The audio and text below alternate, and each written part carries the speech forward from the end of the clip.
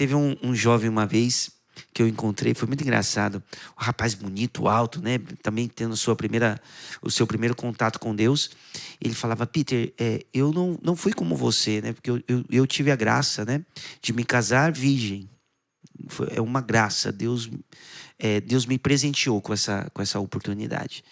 Mas aquele jovem não, já tinha vivido tudo e mais um pouco. E eu tinha partilhado isso, né? E ele falou: Peter, eu não sou como você. E é difícil eu ser de Deus desse jeito assim. Porque como é que vai fazer? Eu vou conversar só sobre Deus, sobre as coisas santas? Eu falei: sim, é isso aí. Ué, mas e aí? Eu falei: ué, se você não vai estar conversando sobre as coisas santas, você vai conversar sobre o quê? Não tem outro tipo de conversa, né? Uai, claro, você vai falar sobre esportes. Eu gosto muito de futebol, jogo futebol, joguei muito futebol na minha infância, já perdi unha na rua, né, bloquete, jogando bola. Eu sempre gostei muito de futebol. Então você vai falar de futebol, claro, de maneira santa. Você vai falar sobre o que está acontecendo no mundo, falar sobre as pessoas, sobre os, né? Fala de maneira santa. Os santos não são alienados. Na verdade, os santos são pessoas muito à frente do seu tempo. É isso que a gente percebe. Exatamente. Né? E trouxeram respostas em épocas decisivas da história que ninguém tinha pensado. E o Espírito Santo agiu, como São Francisco de Assis, como a Santa Teresa d'Ávila com a reforma do Carmelo. Isso mesmo. Pessoas à frente do seu tempo.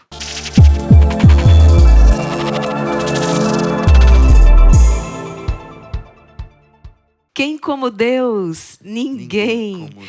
Sejam muito bem-vindos a mais um podcast do Arsenal Jovem. Uma alegria recebê-los aqui e uma alegria enorme também para todo o Instituto Hesed hoje estarmos aqui com o Peter, PHN Canção Nova. Seja muito bem-vindo, Peter. Obrigado, irmã. Alegria toda minha, imagina, né? A primeira vez aqui no Instituto Hesed. É uma alegria estar com vocês aqui, um privilégio. Gente, então, vamos aproveitar essa oportunidade. Não é todo dia que nós temos aqui, então, não é? O Peter aqui com a gente. Tenho certeza que será um bate-papo muito legal, que você também vai crescer na sua fé, que vai te ajudar também na sua tomada de decisão, na sua perseverança, tá bom? Então, fica com a gente até o final. E, claro, já vai compartilhando, já vai convidando outras pessoas para participar com a gente desse bate-papo, desse podcast. Agora, Peter, claro que essa multidão aí ele conhece, mas sempre tem alguém que está aqui pela primeira vez. Eu queria que você se apresentasse brevemente para quem está em casa e talvez ainda não tenha tido a oportunidade de lhe conhecer, por caridade. Claro. Bom, eu me chamo Peter de Laura. Minha mãe, quando eu era pequena, ela me consagrou a Beata Laura de Vicunha, né? Olha. Apesar das pessoas acharem que esse meu sobrenome, não, é meu nome todo, Peter de Laura. Entrei na comunidade Canção Nova em 2005. Sou natural de Mato Grosso, em Cuiabá. E estou na Canção Nova, em Cachoeira Paulista, desde que ingressei na comunidade Canção Nova. Comecei trabalhando com o departamento de áudio dentro da comunidade. Depois trabalhei no departamento infanto-juvenil e ali começou as primeiras composições, né? Trabalhava com as crianças. Aliás, eu gosto muito das crianças, me identifico muito. E depois acabei entrando no ramo das composições, das produções musicais, dos trabalhos com jovens, que eu sempre trabalhei, né? Eu sou, de ofício, eu sou professor de geografia. Então, já desde a escola, quando dava aula, eu gostava de trabalhar com jovens demais, assim, na escola. Dava aula e evangelizava, né? Fazia os dois papéis. E comecei a trabalhar com jovens aqui na Canção Nova também. Logo acabei me aproximando do PHN, que eu já conhecia antes da comunidade. E ali começou uma identificação e hoje eu estou como responsável desse trabalho que já dura 26 anos. Nossa, Peter. E você falando aí, eu fazendo as contas aqui, são 17 anos de comunidade, é isso? 19. 19 anos de comunidade. Ano que vem eu faço 20 anos de Canção Nova. Nossa, nesses quase 20 anos de comunidade, não é? Canção Nova, o que mais lhe marcou ao longo de toda essa trajetória, assim, algo que você traz assim na memória? Eu tive vários momentos marcantes, mas eu não tem como eu não falar da experiência que eu vivi com o Padre Jonas, né? Eu tive, durante esse tempo de 19 anos de comunidade, 9 anos eu trabalhei diretamente com o Padre Jonas como sentinela. Sentinela, foram escolhidos alguns membros da comunidade para passar a noite cuidando do Padre Jonas, né? Ali, dormindo ali na casa, cuidando, né? E quantas experiências marcantes eu tive com o padre, quantas partilhas. Eu posso dizer que eu tive a oportunidade de ter com o meu fundador um relacionamento de pai para filho, um relacionamento de amizade. Ele celebrou meu casamento. Então, de várias experiências, a que me salta a memória agora são, de fato, as experiências com o Padre Jonas que me marcaram bastante. Nossa, daria para relatar para a gente aqui algumas dessas Claro. experiências? Tem uma bem engraçada, inclusive. O Padre Jonas, a gente tinha umas épocas que ele já fazia uso de alguns medicamentos, e na mudança de medicamentos, era pedido para a gente dormir, né? Que a gente acabava não dormindo, né? Mas a gente ficava Deitava ali. ficava ali de olho nele, né? Porque ele geralmente levantava, né? De madrugada, e a gente ajudava ele ali, indo no banheiro, deitando de novo. E numa dessas, tinha feito essa troca e a gente estava meio de olho. E quando acontecia isso, era pedido para a gente dormir praticamente na porta do quarto do Padre Jonas, né? Do lado do quarto do padre tinha um escritório, e eu estava lá deitadinho. E aí eu vi o Padre Jonas levantando, eu acompanhei. Padre, tudo bem? Ele, tudo bem, meu filho. Aí eu fui, ajudei ele no banheiro. Aí na volta, ajudei ele a deitar, coloquei a coberta. Tudo bem, padre? Ele, sim, Deus lhe pague. Aí eu voltei. Quando eu sentei ali no nosso sofá-cama que a gente tinha lá, que a gente deitava, quando eu sentei, a luz do quarto acendeu. Falei, meu Deus do céu, o que está acontecendo? Aí eu voltei, o Padre Jonas estava sentado. Padre, tudo bem? Ele, tudo bem. O senhor quer alguma ajuda e tal? Sim, pode ser. Aí eu fui, ajudei ele a deitar de novo. Coloquei a coberta. Deitou, tudo bem, padre? Sim, Deus lhe pague. Quando eu sentei de novo... A luz. Puf. Falei, gente, será que o padre tá bem, né? Aí eu fui na porta, padre, tudo certo? Ele, sim. Quer uma ajuda? Ele, pode ser. Aí eu fui de novo. Ajudei ele a deitar, cobri ele e tal. Deus lhe pague. Quando eu sentei, acendeu a luz de novo. Falei, agora eu não vou, né? Vou esperar ele fazer vai que ele quer fazer alguma coisa, né? Aí eu fiquei de olho na porta. Aí ele levantou e bem do lado da cama do Padre Jonas, o quarto dele era pequenininho, do lado assim na cabeceira da cama, tinha uma imagem de Nossa Senhora de Fátima.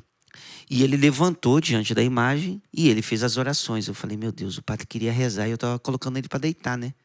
Ele rezando, rezou. Aí ele voltou, sentou na cama e para onde ele estava sentado era de costas para a porta do quarto dele. Aí ele, agora pode vir. Ele sabia que eu estava na porta, né? Aí eu vim, ajudei ele a deitar. Falei, padre, desde o início o senhor estava querendo rezar, né? Ele, sim. Padre, o senhor podia ter falado, eu vou rezar, espere um pouquinho, né?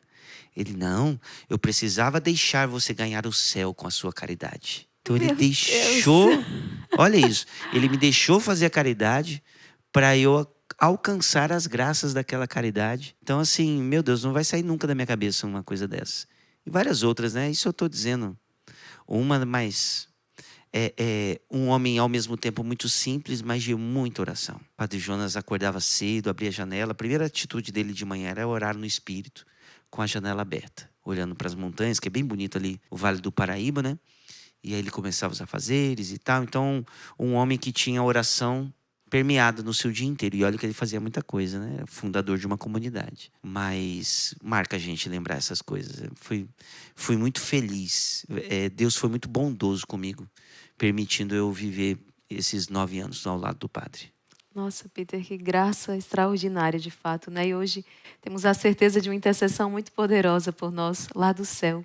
E como foi, não é de repente PHN, de repente essa missão tão grande que o céu também lhe confiou, como é que é hoje estar assim tão de frente, cuidando dessa juventude através do PHN. Inclusive, deixa eu voltar um pouquinho aqui, a gente conversava sobre isso, né? PHN muito mais do que... você me falava um pouco mais do que um acampamento, mais do que um programa. Na verdade, é um projeto de vida, né? Que Deus inspirou no coração do próprio Monsenhor Jonas, né? Então, para quem está em casa, afinal, o que é esse PHN, esse Por Hoje Não? Isso. O PHN é a sigla, né? Por Hoje Não. De onde que o Padre Jonas tirou isso? O Padre Jonas conhecia o trabalho dos alcoólatras anônimos, né? E eles têm um trabalho para que o alcoólatra saia do alcoolismo. Eles fazem um trabalho de todos os dias dizer não a aquele vício. né? E o Padre Jonas, como conhecia bem o trabalho, ele pensou, puxa, se eu trago essa proposta, mas não para lutar contra um vício, mas para lutar contra o pecado, eu luto contra o pecado um dia de cada vez. Se a gente pensa em, imagina, né? A gente se encontra com Deus, nossa, eu vou mudar minha vida de uma vez por todas. E você faz aquele propósito de não mais pecar pela vida inteira. E aí você cai. Isso te frustra. E você, ao passar do tempo, você percebe que você não é tão forte quanto você imagina. E aí você acaba abandonando a caminhada. E o Padre Jonas não. Vamos lutar um dia de cada vez, né? Só que ainda parar de pecar não é santidade, porque existe um caminho de ascese até a santidade. Parar de pecar é o início, né? A gente está no jardim do castelo. Estamos lá de fora ainda, né? Até subir e nas moradas, né? Então, o Padre Jonas tratava essa caminhada em direção à santidade em 3 passos. O primeiro passo, parar de pecar, que é a decisão. Primeiro passo. Segundo passo, viver em estado de graça. E a gente sabe que a graça, né? Às vezes as pessoas confundem graça com milagre. Deixa eu pedir uma graça a Deus, né? Sim. Mas viver em estado de graça, existe a graça santificante e a graça atual. É esforço e a busca dos sacramentos, né? Estar em estado de graça, em comunhão com a igreja, com Deus, né? Estando em estado de graça, a gente começa a mudar. É a vida nas virtudes, né? A gente volta em casa, a gente muda o nosso jeito de falar, o nosso jeito de se comportar, o nosso jeito de trabalhar, a nossa honestidade. Aquilo que Dom Bosco dizia, né? Bons cristãos e honestos cidadãos. A mudança, a virtude. Então, esses 3 passos. O PHN nada mais é que um método simplificado de busca de santidade. Esse é o PHN. Então, todos os dias, decisão, estado de graça e virtude. E o Peter é fruto desse método ou não? Sou fruto.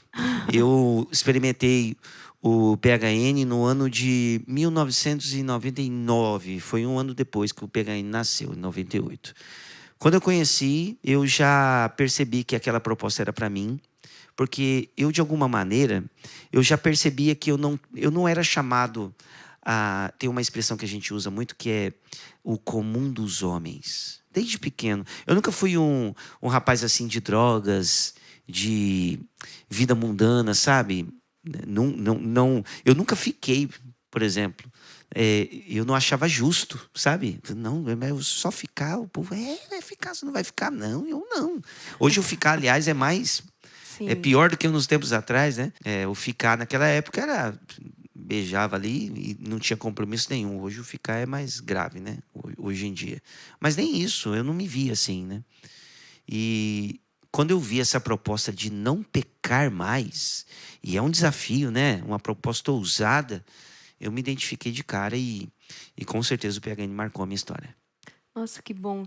Peter, tem uma multidão de jovens nos assistindo agora, né? E você foi falando, e muitas vezes o jovem que até começou, ele fez um retiro, ele participou de um encontro, aquilo mexeu, aquilo tocou, e aí ele começa ali, ele deseja, né, uma caminhada com Cristo, mas de repente, na grande maioria das vezes, infelizmente, a gente se depara com isso. Ele fica no meio do caminho, ele acaba desistindo, ele volta para aquela vida velha e o que está na palavra, muitas vezes, uma situação muito pior que antes, né? Uhum. O que você diria para esse jovem que está nos acompanhando agora? Então, já deu esse primeiro passo, teve um primeiro encontro com Cristo, mas e agora? Né? O que é que esse jovem precisa fazer para não voltar para essa vida velha? O que esse jovem precisa fazer para não se deixar arrastar de novo pelas suas paixões? Né? Uma coisa é pensar o seguinte: todo santo foi um pecador. Todo santo. Então, logo a gente chega à conclusão, né? Isso não é uma conclusão minha, é que o santo é o pecador que não desistiu. Então, essa luta é uma luta de todo ser humano. Voltar ao estágio inicial daquilo que Deus criou. Eu sou o que Deus criou. Eu não sou os meus vícios. Eu não sou as minhas mazelas, minhas feridas, os meus traumas. Isso não é o Peter, né? Até você que está acompanhando. Isso não é você. O que é você em essência está lá no coração de Deus. Então a luta é voltar a ser o que nós fomos criados para ser. E essa é a primeira coisa, né? Porque tem muita gente vivendo aquele complexo de Gabriela, né? Eu nasci assim, Sim. vou viver assim, vou morrer assim. Não. Eu não sou os meus pecados, né? Essa é uma coisa. E outra coisa é, nós temos uma mãe que se chama igreja, sabe? E nessa igreja católica, apostólica, romana, tem nela o único tribunal da face da terra, que você chega, se declara culpado no tribunal e sai absolvido. Em nenhum tribunal humano isso acontece. Você chega, se declara culpado de algum crime, você não é inocentado, você é um réu confesso. Você vai sofrer as consequências daquela má conduta. É lindo o confessionário, porque existe dentro do confessionário um recomeço para todo pecador. Isso é bonito demais. Então, temos a igreja e aquilo que o PHN traz como proposta, e aliás tem também na oração do Pai Nosso, né? É cada dia, é dia após dia, é um passo, é um processo. A mudança é um processo. Tem dia que a gente vai cair. Como eu caí várias vezes, né? Em coisas que eu gostaria de mudar, gostaria de melhorar. Meu sonho, meu Deus, era mudar de uma vez por todas, né? Eu, como sanguíneo que sou, né? A gente estava até conversando. Eu sou muito imediatista, né? Não posso mais ser assim. Eu quero acordar no outro dia de manhã, pronto, resolvido, já mudei. Mas não é desse jeito, né? É um processo, é um aprendizado. Então, tendo em mente essas três questões, com certeza, um pecador, que no caso somos todos nós, um pecador tem esperança de mudar, né? Então, nossa, essa frase é muito marcante. Você que está em casa, escreve no seu diário espiritual, né? Todo santo foi um pecador que não desistiu.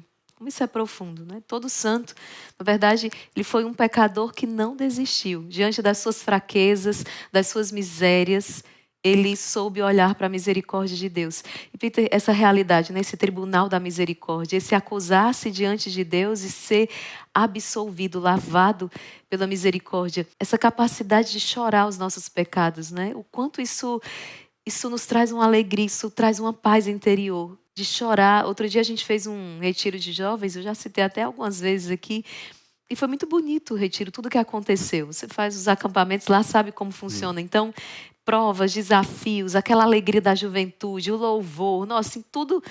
Mas foi chegando o final do encontro e eles ainda não tinham chorado os pecados. E foi dando aquela, eu falei, gente, se eles não chorarem os pecados, não há vida nova, né? Porque pode ser muitas curas, muitas libertações, o paralítico começou a andar, o cego a enxergar, mas até a gente chorar os pecados, a vida nova não acontece. Exatamente. E existe, inclusive, nesse quesito, irmã, existe um crescimento espiritual.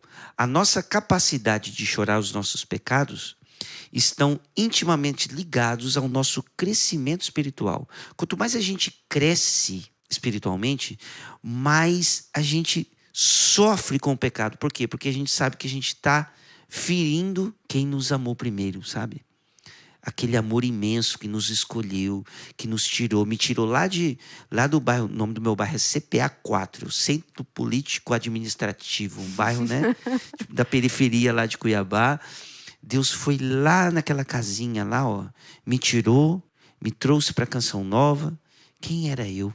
De onde eu vim? O que seria o Peter, né? Então, olha o que Deus fez comigo, na minha vida, na minha história. A gente olha esse amor de Deus e fala, como eu posso magoar, ferir o coração de Deus com os meus pecados, os meus erros, os meus defeitos? Detalhe que é a diferença entre Paulo e Judas, Pedro e Judas. Pedro, que é isso que nós estamos falando, dessa contrição de coração, neguei o Cristo. Essa contrição é diferente de remorso, que foi o que Judas teve. Remorso é uma coisa, contrição é outra coisa, porque no remorso você impede a ação de Deus, porque você sabe que você errou e você duvida da capacidade de Deus te perdoar. Ele não vai me perdoar, isso é remorso. Agora, essa contrição eu acredito que Deus me ama, mesmo com o meu pecado. Então, o Senhor me perdoa. E aí a gente recomeça. Então, isso é um sinal de crescimento. Tanto que os grandes santos, né? da igreja, grandes místicos, se achavam pequenos. Pequenos, pequenos, pequenos, pequenos. Eu me recordo da frase que Bento XVI utilizou no início do seu pontificado, que ele falava, né, que quando ele assumiu o papado, ele disse que o Senhor é capaz, né, de trabalhar com instrumentos insuficientes. Olha o tamanho do homem. E ele se chamar instrumento insuficiente. É isso, né? A gente conseguir enxergar que de fato nós somos miseráveis, pecadores, mas tem um Deus que nos ama demais. E não nos acostumarmos com essa condição, né? Isso Saber mesmo. que podemos ser um pouco melhor a cada dia. Por hoje não. A gente quer viver o processo de uma vez só e o desafio está exatamente aí, de ser um pouco a cada dia, não é? Um melhor um pouco a cada dia. É preciso essa paciência com a gente, mas não desistir, não se acomodar, né? Cheguei até aqui, tá bom aqui, não vou avançar mais, não, porque na caminhada espiritual, quando a gente desiste de avançar, a gente retrocede, né? É isso aí. Porque a luta contra o pecado não é uma luta de resistência, entendeu? Aliás, minto. A luta contra o pecado não é uma luta de força. É uma luta de resistência. Ou seja, você vai resistir àquilo, você vai persistir naquilo, na busca da santidade, né? Então, é resistência. Eu resisto, eu persisto. Agora, não é força, porque se a gente acha que a luta contra o pecado é uma luta de força, a gente acaba se permitindo passar por situações de pecado para testar se a gente está forte ou não. Não pode. Eu tenho que evitar, né? Os namorados aí, né? Deu o horário, vai embora, volta para casa, deixa a namorada, amanhã a gente se vê. Porque se você fica ali, né, alimentando aquela proximidade, não tem ninguém em casa, não dá, não é um teste de força. Resiste, pula fora, vai embora. O São Felipe Neri fala, né? A luta contra o pecado vence quem foge. Exatamente, é isso aí. Que bom. E Peter, e como é isso assim, de repente um professor de geografia, de repente consagrado numa comunidade, assim, esse plano de Deus, essa consagração, como é que foi essa sedução da parte de Deus, né? De repente largar tudo, entrar numa comunidade e viver da providência. E conta um pouco essa experiência para quem está em casa. Eu costumo dizer que eu não entrei para a Canção Nova, né?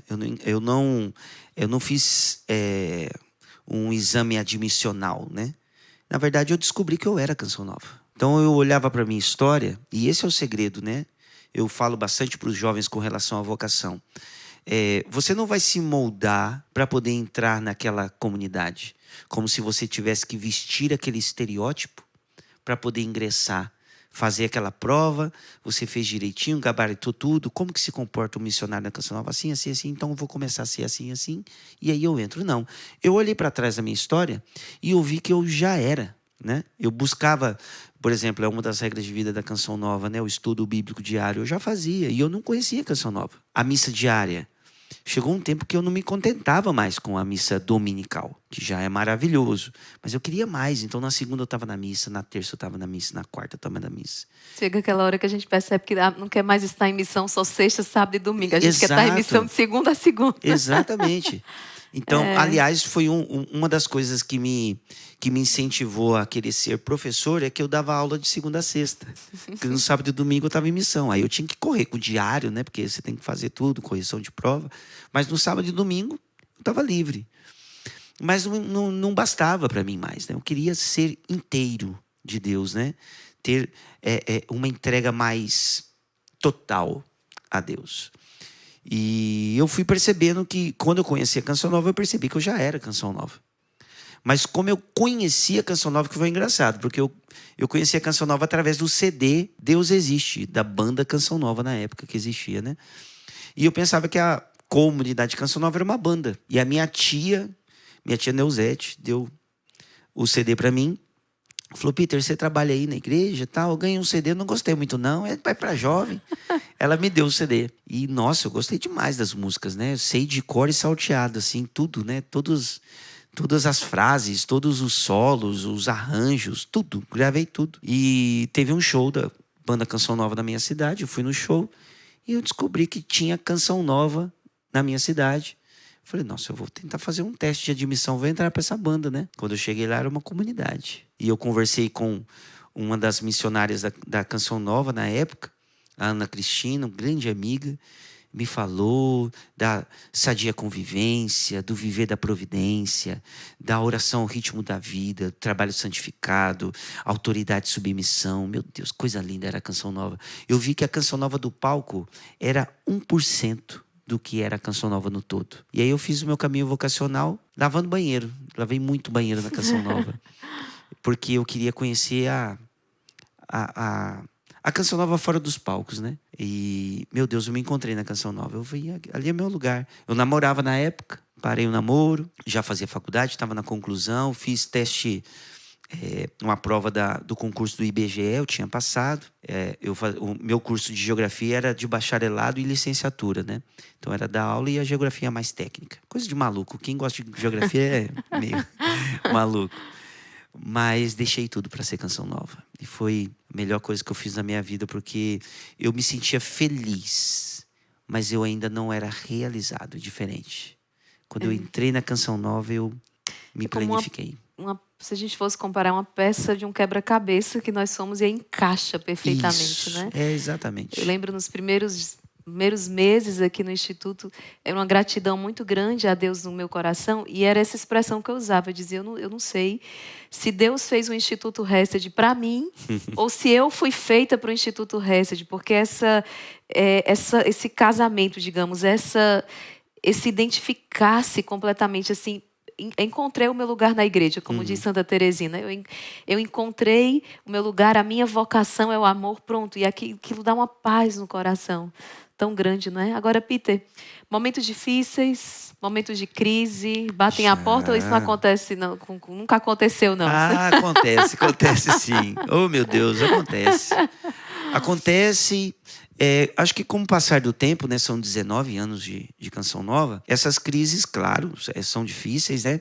Mas hoje é numa ótica diferente. A gente encontrou o nosso lugar, né? Então, a gente lida com um pouquinho mais de maturidade. Mas já teve muitos momentos de dificuldade, né? Por exemplo, encontrar o meu estado de vida. Nossa, eu sofri demais nesse negócio, né? Porque quando eu entrei para a Canção Nova, eu nunca passou pela minha cabeça ser sacerdote. Que às vezes é normal, né? Nesse processo de conversão, de entrega a Deus, entrega total.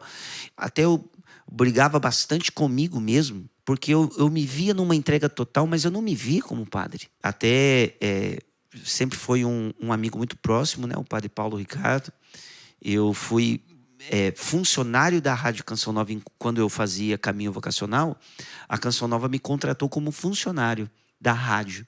Então, eu gravava os programas de rádio e um dos meus clientes, né, entre aspas, era o padre Paulo Ricardo. E quantas partilhas nós tivemos, né? E eu falava para ele, né, padre, mas como pode? Eu quero me entregar tudo. Ele falou, calma, você vai se encontrar. E ele, na época, ele era reitor do seminário lá de Cuiabá, né?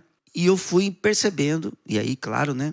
Fui vendo dentro da comunidade Canção Nova, e é outra coisa que eu acabei me encaixando, esses vários estados de vida dentro de uma comunidade como consagrado. Quando eu entrei para a Canção Nova, no ano de 2005, eu conheci hoje quem é a minha esposa, né?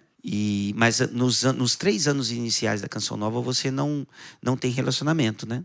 Você faz o primeiro ano de imersão no carisma, o segundo ano a mesma coisa, né? Um momento mais profundo.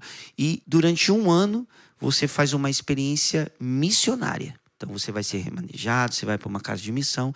Então, não é tempo ainda de você mexer com o sentimento. E eu passei esses 3 anos. Só que na minha chegada, praticamente, eu já mexeu meu coração. E quantas partilhas nós tivemos e tal. E eu tinha que segurar tudo aquilo, né?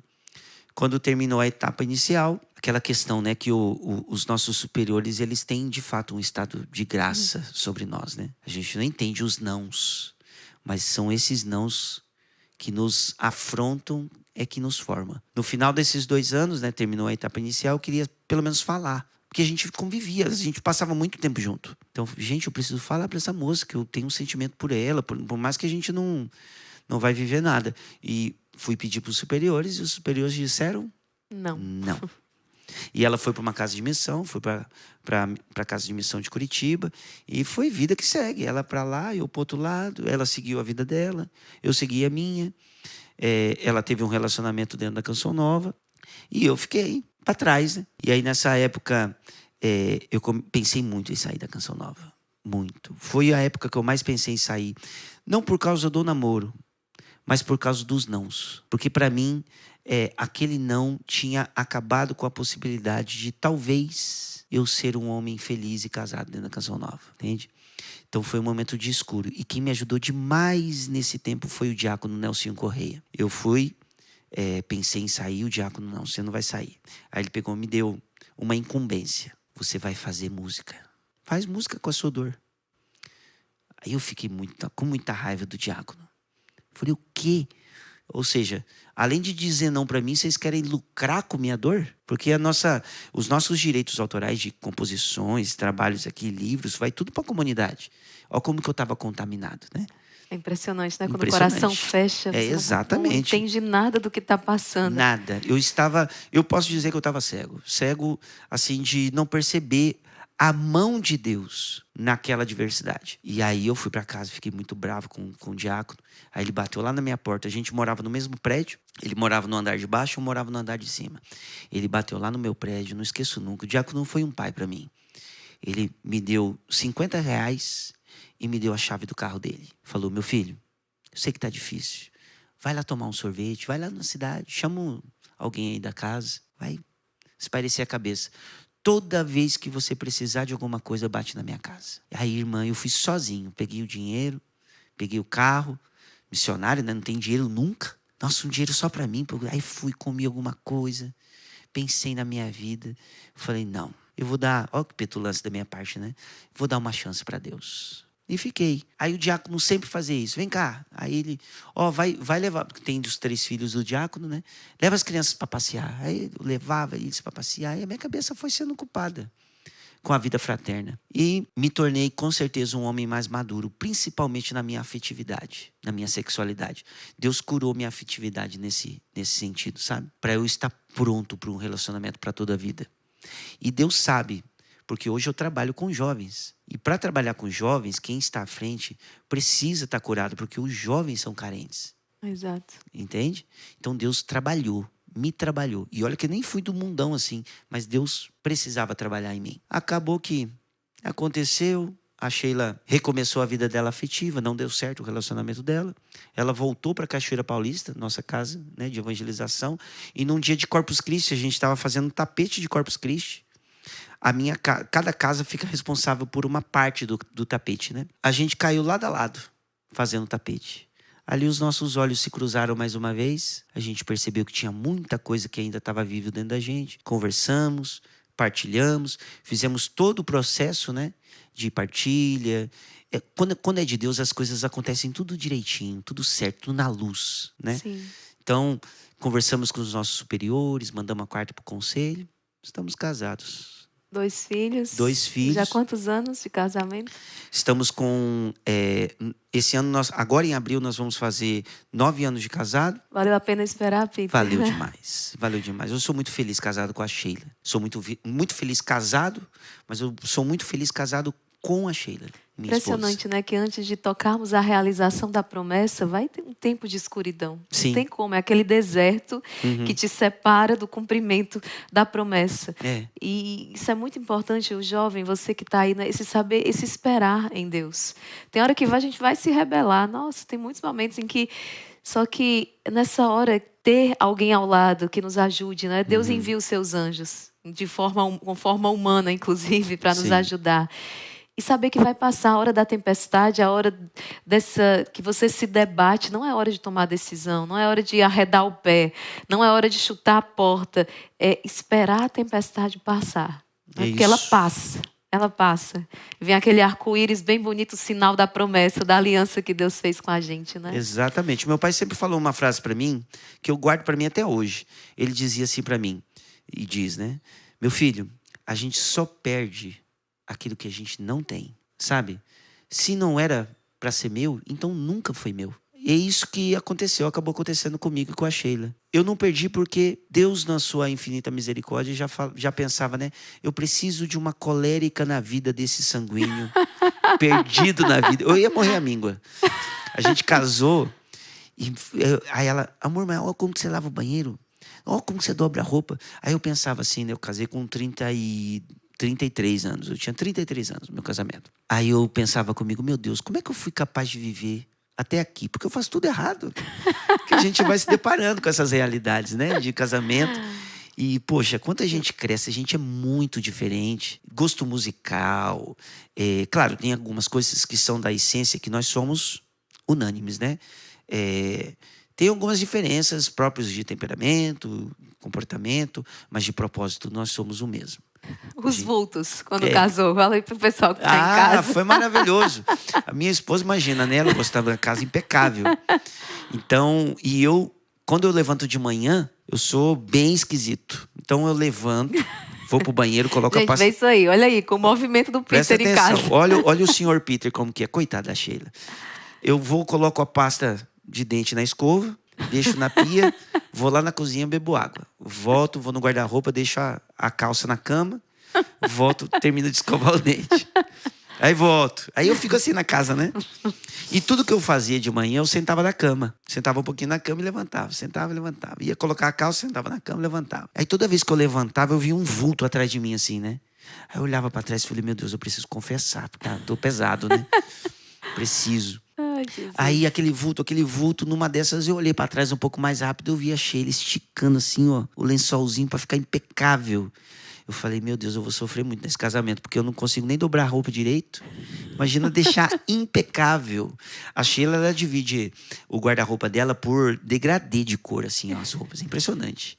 E eu assim, ó, bermuda, calça, cueca, camisa, camiseta, tudo assim, ó. Meu Jesus Cristo. Ai, Jesus. E ela me ajudou muito, meu Deus. E o checklist antes de dormir, Peter? Checklist, eu deitado. A irmã gostou. Gente, os casais aí, olha os temperamentos aí, olha o que acontece. Olha o que eu, sanguíneo, eu demoro pra desacelerar pra dormir. E a Sheila, antes de dormir, ela sempre fazia o checklist do dia posterior.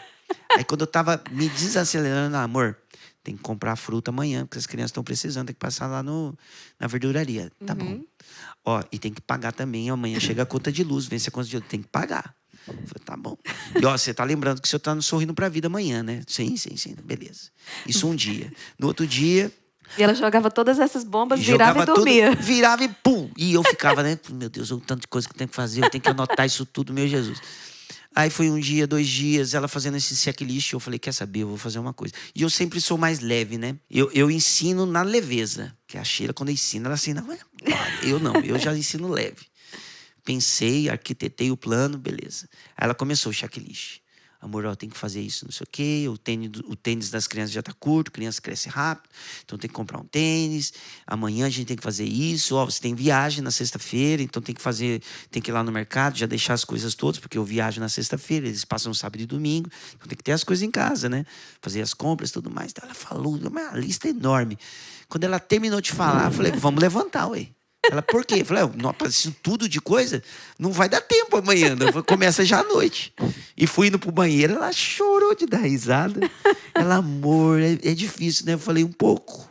Porque você dorme e eu vou ficar trabalhando. Aí a gente conversou, e na leveza, puxa, a gente acontece os acertos, né? E meu Deus, hoje ela, tadinha, né? Ela, amor, tem bastante coisa pra fazer amanhã, mas amanhã cedo eu te falo. Eu falo, muito obrigado. Muito obrigado. Mas é a alegria da vida, né? Cada estado de vida é uma riqueza. O bonito é a gente perceber, encontrei o meu estado de vida. Isso é bonito, né? E aí, a convivência entre os estados de vida é que nos enriquecem, né? Nos enriquecem. Isso é lindo demais. É muito bonito isso. E respeitar mais uma vez a gente volta, Peter, nessa questão, respeitar esse processo, respeitar o tempo de Deus, que na verdade é paciência com a gente, esperando que estejamos prontos para receber aquilo que Ele já decidiu nos dar. Não é? Isso. Então, você que está acompanhando aí, tenha paciência com... A gente fala as demoras de Deus, que na verdade é paciência de Deus com a gente, né? Porque tem o tempo de Deus e o nosso tempo. Aí a gente quer colocar o tempo de Deus dentro do nosso tempo. E aí vem a impaciência, porque Deus está eu, geógrafo, né? Deus está num fuso horário e eu estou em outro. Então, por isso que uma coisa é você entregar o que é seu para Deus. E outra coisa é você entrega o que é seu e a sua vontade começa a se chamar vontade de Deus. Essa mudança ao ponto, por isso que a gente entende Paulo, né? Já não sou eu quem vivo, é Cristo que vive em mim. Paulo abandonou o querer dele para Jesus querer nele.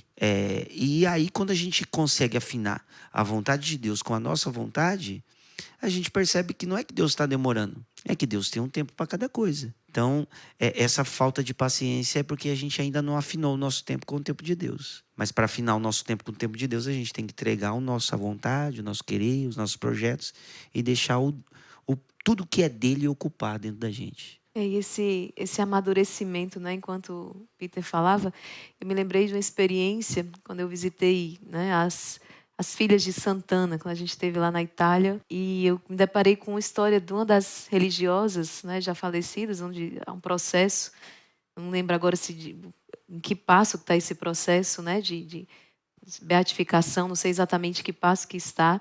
Acredito que já é beata, está esperando a espera da canonização. Mas, assim, uma história tão bonita. Ela, no diário dessa religiosa, ela foi muito perseguida, né? Perseguida internamente. E no diário dela, ela diz: hoje tem reunião do capítulo, sinto que vou ser mandada embora, né? Mas olha a maturidade. Se me mandarem embora, eu irei pedir esmola para as filhas de Santana. Meu Deus. Ou seja, se ela saísse, ela não sairia frustrada com a ordem. Não, nem. Imagina. Mas o amor pela obra é de Deus, mesmo. né? É isso aí. E a santidade, esse amar até as últimas consequências, né? É isso mesmo. E esse amor até as últimas... que se deixa ferir. É isso. E esse amor até as últimas consequências é que nos leva a tal liberdade. Uhum. Né? A capacidade de perceber o amor de Deus em tudo o que nos acontece nos deixa livre. Nos deixa livre das frustrações com os outros, com a nossa... dentro da nossa vocação, dentro do nosso instituto religioso, dentro, né, da nossa comunidade. A gente fica livre. Porque em tudo está permeado o amor de Deus, né? E, meu Deus do céu, uma vida comunitária, eu não me recordo, não estou lembrando, algum santo que dentro da sua ordem foi amado, ovacionado. Eu não me recordo. Não. Né? Então as perseguições fazem parte. Via de regra são expulsos, né? Como São Francisco de Assis. Exatamente, imagina, expulso. Da ordem que ele fundou. Só que ele fundou, né? O senhor se retire, o senhor fundou, mas com licença um pouquinho. Mas são as lutas mesmo, e é isso, faz parte. E a nossa liberdade interior está em ver a vontade de Deus em tudo. Então, pode me tirar daqui, pode me remanejar, pode tirar minha função. Eu posso deixar de apresentar o programa PHN, deixar de estar à frente do acampamento. Não é meu, não é meu. E olha, Deus sabe, meu Deus, Jesus Cristo. Tem horas que eu olho assim, gente, mas não era. Porque eu não me escolheria. Tem que achar alguém. Gente, pensa, um sanguíneo organizando alguma coisa, né? Não é maluco pensar nisso, né? Vamos pensar em alguém, vamos pensar em um cara centrado que organiza as coisas, né? Eu não me escolheria, né? Não, eu não. Quem que vai ser? Deixa eu escolher o Peter. Jamais. Que loucura. Eu defamaria o Peter, inclusive. Não, ele não tem condições.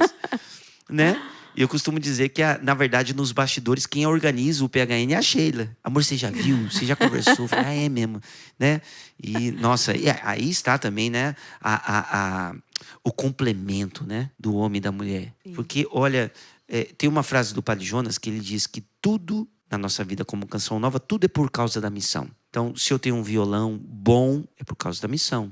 Deus sabe que eu preciso ter um violão bom para a missão. Celular, se hoje eu tenho um carro para levar os meus filhos, para sair em missão, tem algumas missões que eu vou com o meu carro. Enfim, tudo que eu tenho é por causa da missão. E ainda eu expando mais ainda essa frase do padre. O meu casamento com a Sheila foi por causa da missão. Porque é impressionante como que ela se tornou e é um suporte para a minha missão. É ela que a gente brinca, né? Falou, nossa, você... A Sheila, né, brinca, né? Talvez dia que ela assistir aí o podcast, ela costuma dizer, gente, mas você faz muita fama com a barba dos outros. Dizendo, né, do que ela acaba fazendo, né? Claro, de um jeito descontraído. E, de fato, eu falo, e é verdade. Ela me ajuda muito. E aí, essa complementariedade acaba... O resultado acaba sendo na missão. Então, puxa, quem sou eu? Pega e tira. Não, acabou, Peter. Chega de Peter, não. Do PHN. Peter, faz favor, volta lá pro áudio da Canção Nova, nós estamos precisando. E cadê? Onde estará minha liberdade interior? Porque se a minha felicidade está nas coisas que eu faço, eu tô lascado. Porque o dia que me tirar, eu deixo de ser feliz. E não pode ser assim, né? Peter, e já é um grande desafio ser missionário. Eu fico imaginando ser uma família missionária, assim. Como é que é essa dinâmica com esposa, com filhos? Como é que funciona? Ser uma família em missão. Olha, cada família precisa encontrar, mesmo dentro de uma comunidade, como no caso da Canção Nova, cada família precisa encontrar o seu ritmo pulsante, a sua pulsação. Sim. Aquilo que você consegue, aquilo que você não consegue, e trabalhar em cima disso, baseado num comum acordo. As crianças, no caso das crianças lá em casa, eu já percebi que nem sempre elas vão conseguir expressar tudo que elas estão sentindo. Então a gente tem que perceber as crianças e eu com a Sheila a gente precisa conversar. Tudo. Cada missão, cada pedido de missão, tudo é conversado. A gente coloca, a Sheila fala, amor, vamos sentar aqui. Aí a gente senta, essa missão aqui.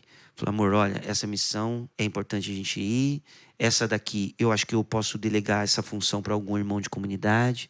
Vai um irmão. Ano passado eu já fui, então eu mando um irmão de comunidade que a gente comunga às vezes com a mesma maneira de pregar, com a mesma, né, a gente é formado mais ou menos do mesmo jeito.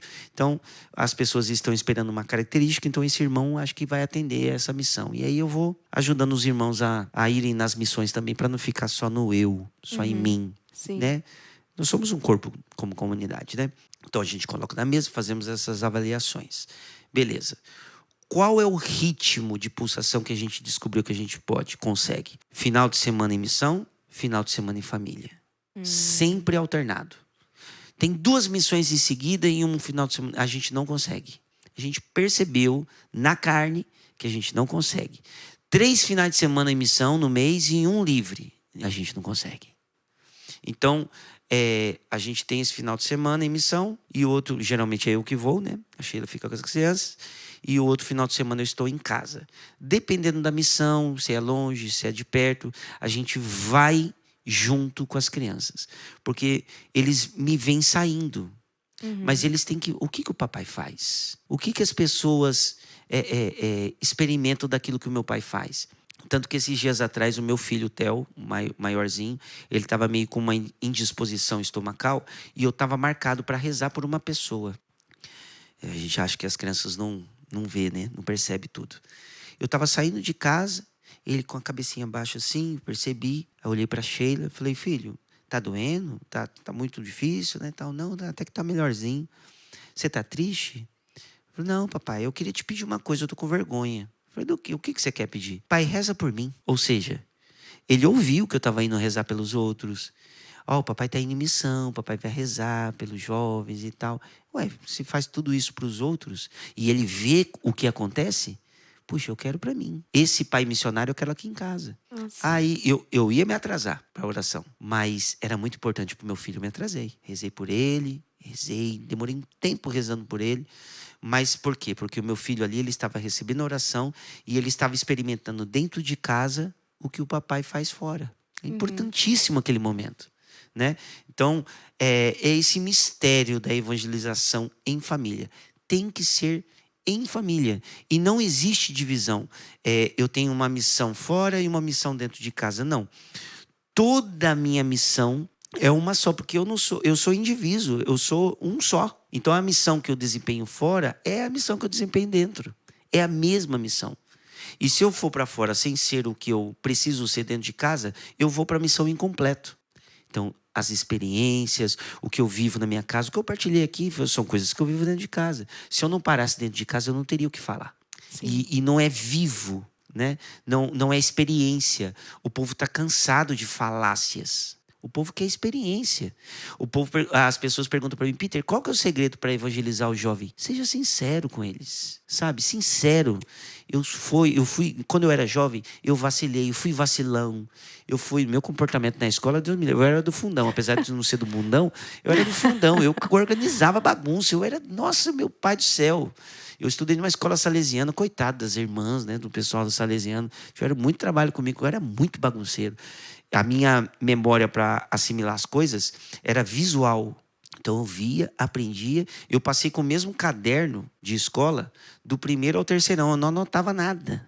Nunca anotei. Eu levava o mesmo caderno praticamente. Aí eu usava esse dom para bagunçar com a vida dos outros. Porque não é todo mundo que é assim, né? Tem que escrever, anotar, ficar repetindo aquilo. Eu não suportava fazer tarefa, trabalho. Deus me livre. Então eu já aprendi ali visualmente.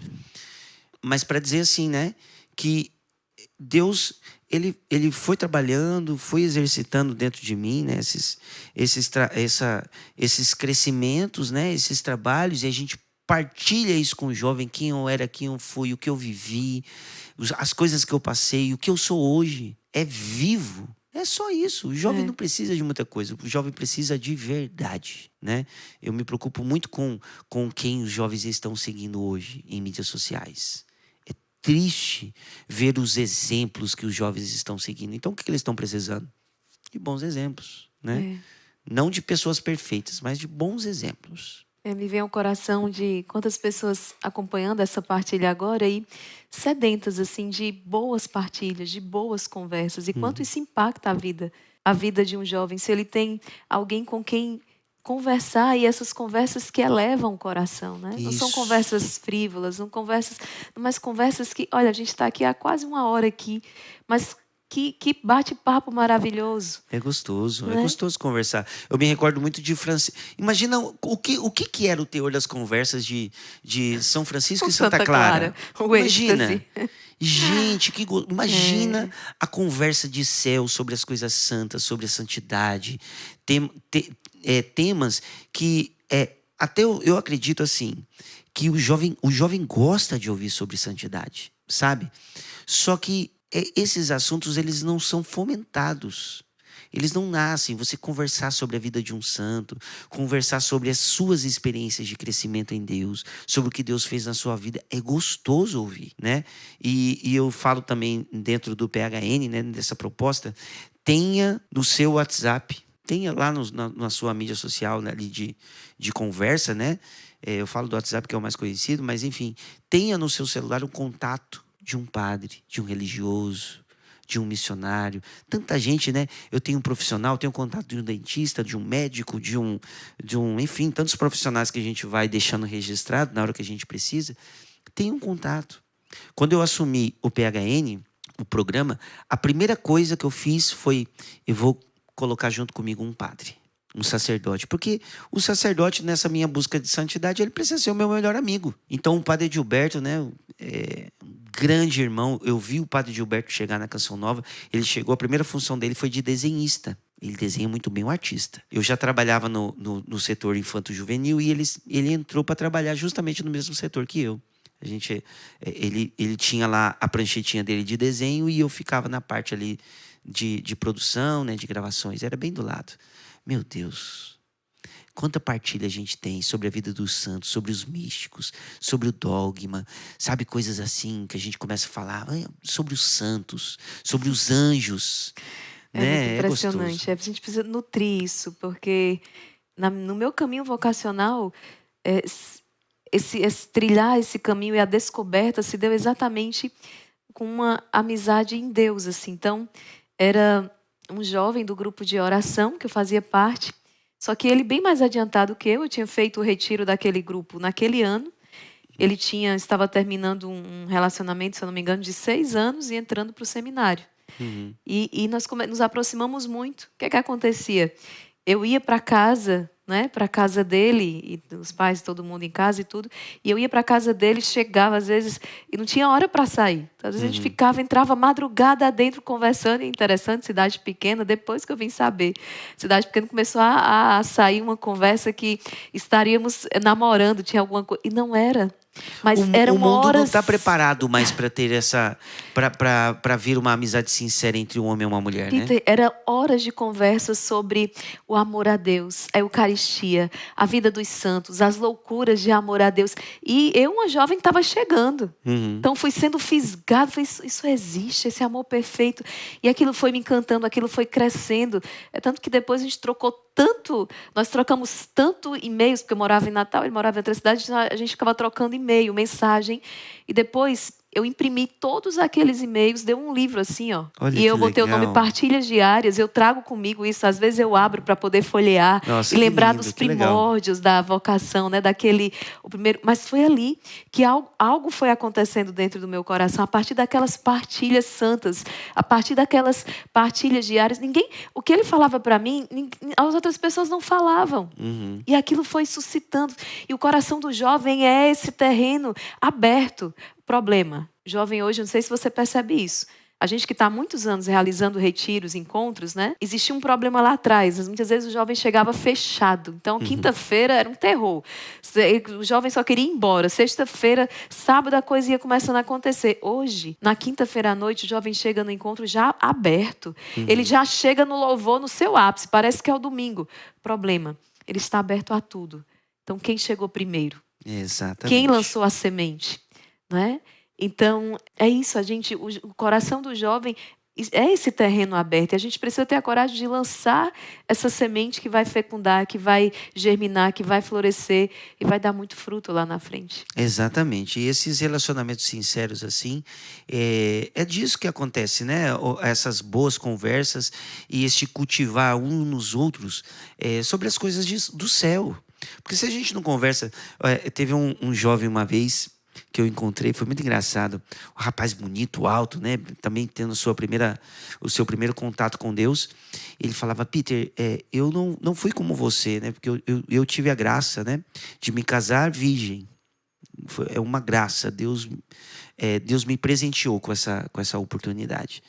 Mas aquele jovem não, já tinha vivido tudo e mais um pouco. E eu tinha partilhado isso, né? E ele falou, Peter, eu não sou como você. E é difícil eu ser de Deus desse jeito assim, porque como é que vai fazer? Eu vou conversar só sobre Deus, sobre as coisas santas? Eu falei, sim, é isso aí. Ué, mas e aí? Eu falei, se você não vai estar conversando sobre as coisas santas, você vai conversar sobre o quê? Não tem outro tipo de conversa, né? Uai, claro, você vai falar sobre esportes. Eu gosto muito de futebol, jogo futebol, joguei muito futebol na minha infância, já perdi unha na rua, né, bloquete, jogando bola. Eu sempre gostei muito de futebol. Então você vai falar de futebol, claro, de maneira santa. Você vai falar sobre o que está acontecendo no mundo, falar sobre as pessoas, sobre os, né? Fala de maneira santa. Os santos não são alienados. Na verdade, os santos são pessoas muito à frente do seu tempo. É isso que a gente percebe. Exatamente. Né? E trouxeram respostas em épocas decisivas da história que ninguém tinha pensado. E o Espírito Santo agiu, como São Francisco de Assis, como a Santa Teresa d'Ávila com a reforma do Carmelo. Isso mesmo. Pessoas à frente do seu tempo. Eu me recordo dessa questão, né? Monsenhor Jonas Habib. Então, justamente com o padre. Outra história engraçada também com o padre Jonas. Foi muito engraçado essa. Nós estávamos com uma equipe, né, de 3 pessoas. Eu era uma delas e o padre Jonas estava de férias. E a gente acompanhou ele. E num dia de manhã, o padre sempre tinha aquele horário que ele celebrava a missa. Depois a gente tomava café, enfim, o itinerário dele, né? Fazia a liturgia das horas e tudo mais. Pois bem, aí a gente participou da Santa Missa e ele subiu pro quarto dele. Aí tava lá, né, tal, preparamos o café pra gente tomar o café logo em seguida. E aí uma das moças da equipe falou, Peter, vai lá chamar o padre. Falei, tá bom. Aí eu entrei. Aí quando eu fui abrir a porta devagarinho, o padre Jonas estava bem assim, sentadinho na beira da cama assim e olhando pra frente. Assim, olhando assim e tal, prestando atenção. Falei, o padre Jonas está terminando de rezar, né? Pensei comigo. Aí eu voltei lá, falei, olha, eu acho que o padre Jonas está tá rezando, vou esperar um pouquinho. Ele, não, tá na hora, pode ir lá chamar ele. Gente, mas eu vou interromper. Vai sim, vai chamar ele. Aí eu subi, olhei pra porta e falei, não vou chamar o Padre Jonas, imagina. Você tá atrapalhando meu contato aqui com o Celeste, né, imagina. Aí eu voltei de novo e falei, eu não vou chamar. Ele falou, Peter, nós estávamos em 3, eu era o único homem. Um homem, 2 moças, né, da comunidade. Peter, você é o homem, você é que vai entrar no quarto. É o Padre Jonas, ele é homem, você vai ter que entrar lá. Falei, Jesus Cristo, então vamos lá, atrapalhar o homem, né? Aí eu subi, bati na porta. Padre, me perdoa, o senhor tá rezando. Ele, não, meu filho, pode entrar, entra aqui, senta aqui. Aí eu sentei do lado dele. Quando eu olhei, ele estava assistindo televisão, tinha uma televisão no quarto. Meu time perdeu de novo. Ele estava olhando a notícia sobre o São Paulo, né? Torcedor do São Paulo, o Padre Jonas era. Aí eu olhei pra ele assim, falei, claro, né, um homem de extrema oração, mas gente, ser humano, né? Sim. E ali ele acompanhou a notícia rapidinho ali, vamos lá tomar café, desceu. Você tocar nisso, claro, existe um processo, né? Mas para dizer assim, uma pessoa que a gente admira, que a gente sabe que busca a Deus, essa pessoa, ela busca colocar santidade em tudo. Gostava de futebol como eu. Mas ali, e dosado em tudo, né? Não era aquele fanatismo, não era aquele absurdo. Eu ia lá, via a notícia do time dele e pronto, né? Peter, então, já que você trouxe essa questão do Monsenhor Jonas novamente, né? Nós que estamos em comunidade, assim, sabemos o que é, assim, estar com o fundador, né? Nós, do Instituto Hesed, também... nós temos essa graça hoje, somos a geração que convive com as fundadoras, né? Aquelas que foram escolhidas por Deus para fazer então brotar esse carisma no coração da igreja. Hoje, a Madre Jane e a Madre Kelly. Temos a graça de sermos então essa primeira geração que convivemos com elas, não é? Graças a Deus. Eu quero exatamente fazer essa pergunta, como é de repente essa experiência dessa partida, não é? De já não mais ter essa presença física, de assim...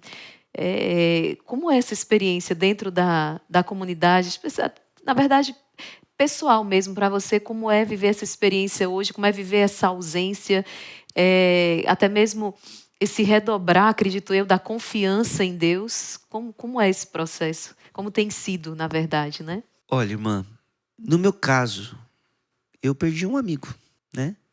Claro, o fundador da Canção Nova, grande pregador da Igreja Católica, eu vi a partida para a eternidade de um amigo.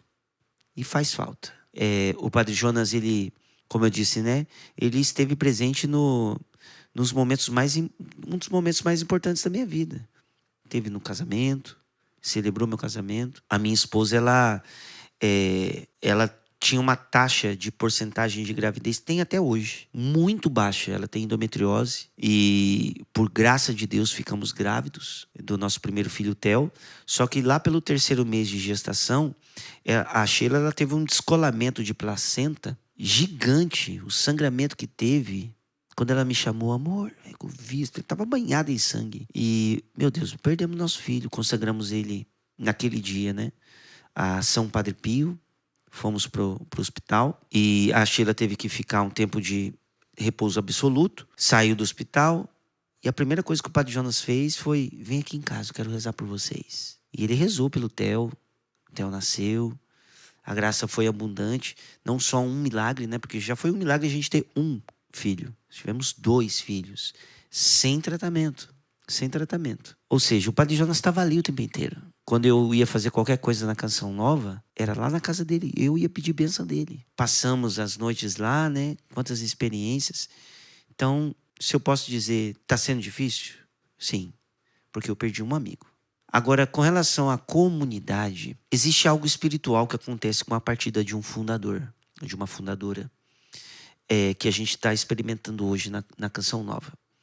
Existe o dom, o carisma daquela comunidade de maneira mais densa no fundador. É o sumo, né? O puro sumo daquele carisma está no fundador. Quando ele parte para a vida eterna, esse sumo é distribuído, entende? Então, comunitariamente, e eu posso dizer também na minha missão, eu percebo uma eficácia totalmente diferente. Eu prego como eu pregava antes, mas é diferente hoje. Eu saio em missão, mas é diferente. Eu rezo pelas pessoas, mas é diferente. o meu jeito de falar é diferente. Sabe? E não tem nada a ver com técnica de comunicação. É diferente, sabe? Então, hoje, dentro da Canção Nova, de uma maneira geral, e eu faço parte, existe uma eficácia diferente por conta desse... irradiou para nós, para os outros membros. Aquilo que estava denso dentro do fundador, hoje se repartiu. Então, essa é a experiência que nós fazemos hoje com o Padre Jonas. Por isso que a gente diz que ele está mais vivo dentro da comunidade. O que acontece é que, de alguma maneira, parece que foi repartido. Sim. Né? E o carisma sendo repartido, ele está um pedacinho a mais dentro de cada um de nós, né? De maneira espiritual. Então, Belo. é um momento rico que nós estamos vivendo. Que belo. Saber que hoje essa frase é para guardar no coração, né? É uma presença mais viva e mais forte ainda. Em cada membro, em cada filho espiritual. Que bonito. Peter, que bom, estamos aqui aí há 1 hora nesse bate-papo. A gente não sentiu nem o tempo passar. Tenho certeza que foi edificante para quem está em casa e também, não é, que deu desejo de ser santo, desejo de céu. E é para isso que nós estamos aqui, né, Peter? Para despertar nos corações esse desejo de um amor maior, de um amor perfeito, que só Deus pode nos dar. Gratidão, uma gratidão enorme, né? Tive a oportunidade, gente, de conhecer o Peter pessoalmente, primeira vez numa missão lá nos Estados Unidos. Nos encontramos, já trocamos ali contato.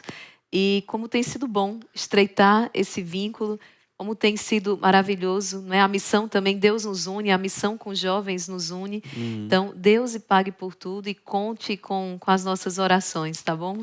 Eu que agradeço, irmã. Eu acho que esse nosso encontro pessoalmente assim, eu posso dizer que já foi... tem aquelas pessoas que a gente tem uma identificação de alma, sabe? Eu senti muito isso com a senhora, o jeito que você pregou naquele encontro. Por isso, eu expressei o meu desejo lá na nossa comissão ali do acampamento, de tê-la dentro do acampamento PHN. Vamos estar juntos, se Deus quiser. Estaremos juntos lá no acampamento e tenho certeza que em outras oportunidades também. Muito obrigado por tudo. Obrigado ao Instituto, obrigado você que acompanha. É uma missão maravilhosa que não pode parar, que é levar a Deus. E nós estamos juntos nesse trabalho. Deus lhe pague. Amém, amém, Jesus. Gente, então, uma santa noite para vocês. Deus abençoe. Olha, lembra, não é? Toda terça-feira, Arsenal Jovem, programa aqui ao vivo, presencial online, às 20h30. Você que pode, vem para cá, para o Instituto Hesed em Fortaleza. Você que não pode vir presencialmente, acompanha através das redes sociais, nosso canal aqui no YouTube. E toda quinta-feira, podcast do Arsenal, logo após o Terço do Combate, tá bom? Deus abençoe você e até o nosso próximo encontro, se Deus quiser.